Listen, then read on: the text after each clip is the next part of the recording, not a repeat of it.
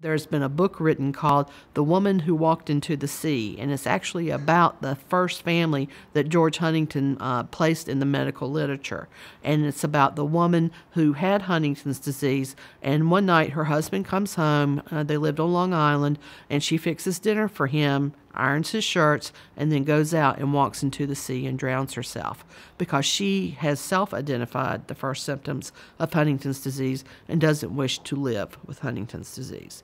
We hope that we have more hope now for families and that walking into the sea is not something that people would do in this day and age, but they would come to an HT treatment center and think about the new therapies and the new approaches that we have to increase the quality of life and to keep that quality of life as high as possible for as long as possible.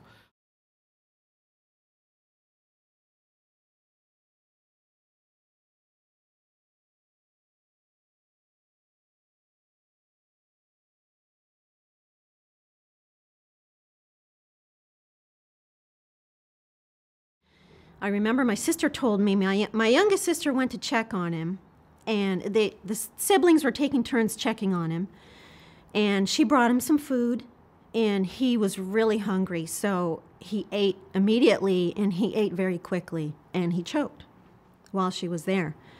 And she went into a panic and tried to help him, but he had developed this way of giving himself the Heimlich maneuver. And so he just immediately rushed into his bathroom, threw himself over the ledge of the bathtub, and gave himself the Heimlich maneuver. And apparently he had been doing that on a frequent basis. We got to a point where we decided as a family that it was much too dangerous for him to be living alone in this mobile home. So we got some agencies involved that agreed to help us. And they went to his home and told him that he was not able to live there any longer. They wanted to take him out of the home, have him checked out, and to get him some help. So that's what happened. He went into a hospital for a few days. They ran some tests and checked him over, and then were able to place him into nursing care. He was in the nursing home for 3 weeks. And I think it would have been something that he would have liked, you know, had he been given enough time there, because there were people around. And he didn't, as much as he said he wanted to live alone, I think that was because he wanted to deny that there was anything wrong with him. But I think he really liked having people around. And let's face it, they were making 3 meals for him a day. You know, they were cooking for him, and there was food available, and there were people to talk to and check on him all the time. Unfortunately, somebody had brought him a lunch. He was supposed to be on a soft diet. Somebody brought him a regular lunch and then left it in his room with him, and he choked. They found him a little bit later in his bathroom over the ledge of the shower. There was only a shower in his room. There was no bathtub. So he had run into the bathroom to give himself the Heimlich maneuver, and he couldn't do it. And he didn't have time to then make plan B, which was to go out and find somebody to help him. So he died after 3 weeks in the nursing home. That was a hard thing for us, knowing that we had made that choice for him to move him and put him there. So we had to come to grips with that. And I finally came to terms with it by reasoning that no, none of us wanted to see him die alone. And I don't think he wanted to die and then be alone and be there for how long before somebody found him. So I looked at it as a blessing in that way. I mean, we knew it's Huntington's disease. We knew he wasn't going to get any better. So that's how I came to grips with it. And they didn't put a name to it. So we went through a lot of different things, and if one pill's good, 2 has to be better. And they gave him medication for Alzheimer's, and he was taking just whatever they gave him, that's what he was taking. And you'd ask the neurologist, is there anything that he come off of? Well, nobody ever wanted to take that step and say, let's try taking him off of, and they just came off one at a time. It came off a week, we watched him a week, and then we could do the next one. But it was definitely a trial and error, like everything else. You know, I worked all my life. Nobody gave me anything. We went upstairs and we met with the genetic counselor who gave us our results. And she asked me right before she gave me the results, are you sure you want to know the results? And I think that's something that they have to ask you so that at the last minute you can opt out if you need to. And I was sure, I hadn't gone that far not to know, and my results were negative. And I think I cried harder hearing a negative result than I would have cried if I heard a positive result, because I was prepared for positive. You know, I mean, I think a lot of people that are at risk think that they'll get it. And I was just prepared for positive. And when I heard negative, I just couldn't believe it. And I hadn't told anybody except for my husband and one good friend about the testing. I didn't tell anybody else.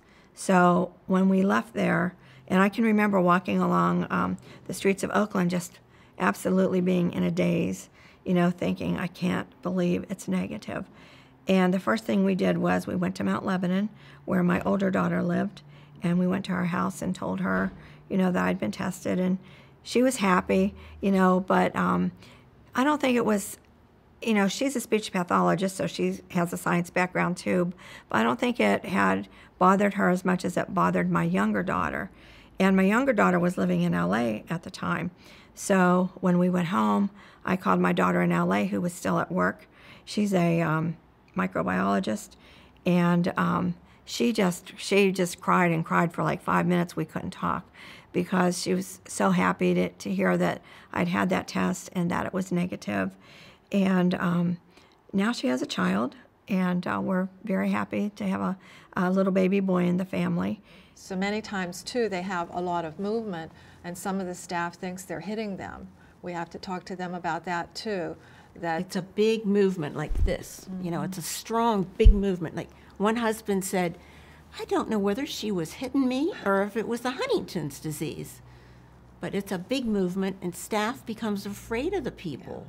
We've had people at one of the hospitals that got in trouble, and they had to be put on a different floor because they were hitting. Well, they really weren't hitting. It was just their movements. We had another patient that got into trouble, too, but they came in very early in the morning. The person was sleeping, came in and took his blood, scared him half to death, and of course he hit the person that was getting the blood. You know, because the person never said to the person, this person was asleep, and the nurse walked in and started taking his blood. Now, what would you do if somebody tried to take your blood, shoot something in your arm when you're half asleep and not explain it?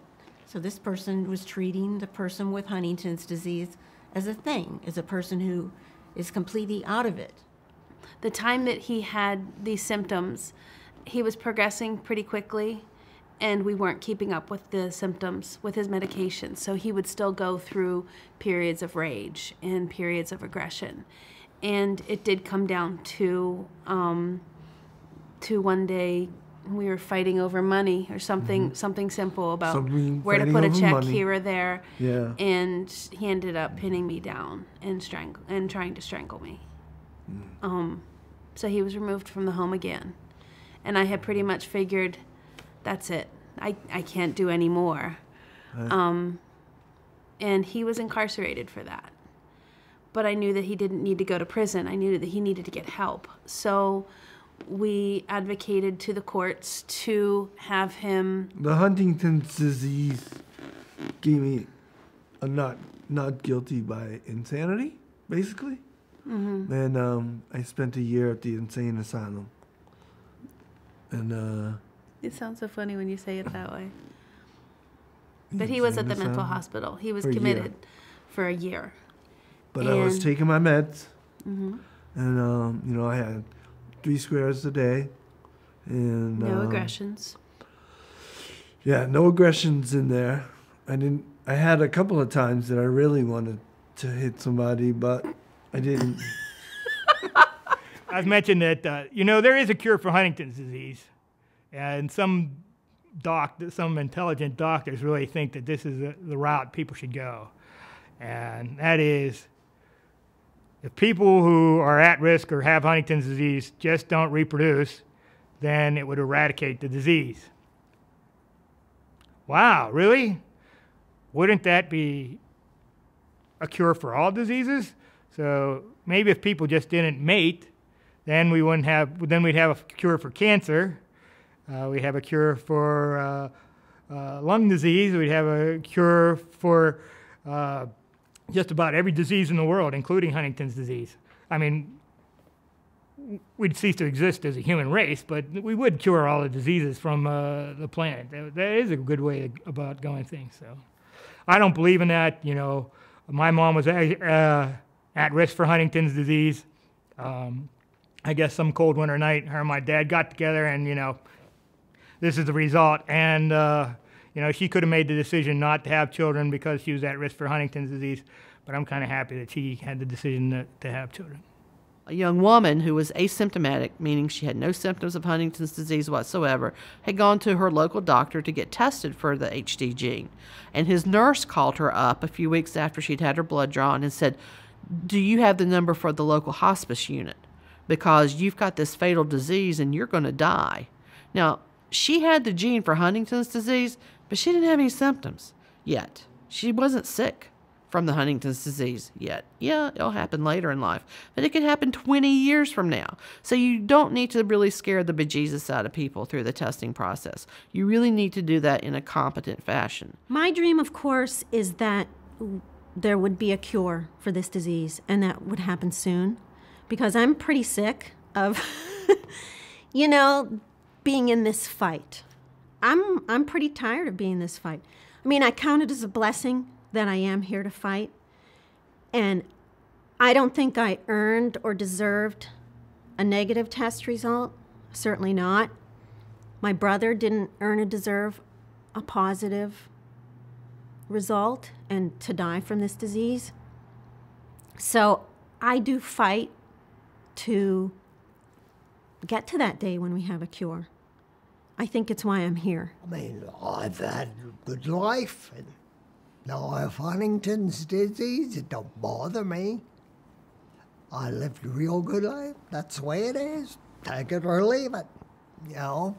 If they have a cure, take the cure and go on. He has a very good attitude. Dream for the future. That's a good one. Always hoping for a cure. Always hoping for a cure. We're going to Vegas for the national convention. And the outlook's good. The outlook's really good. I do have, when I was president of the Pittsburgh chapter, when I was stepping down, the next president gave to me a bottle of Dom Perignon and said, 1983, and said, someday there'll be a cure, and we'll all drink out of this bottle. So someday I'm waiting, and someday I'm going to drink out of this bottle.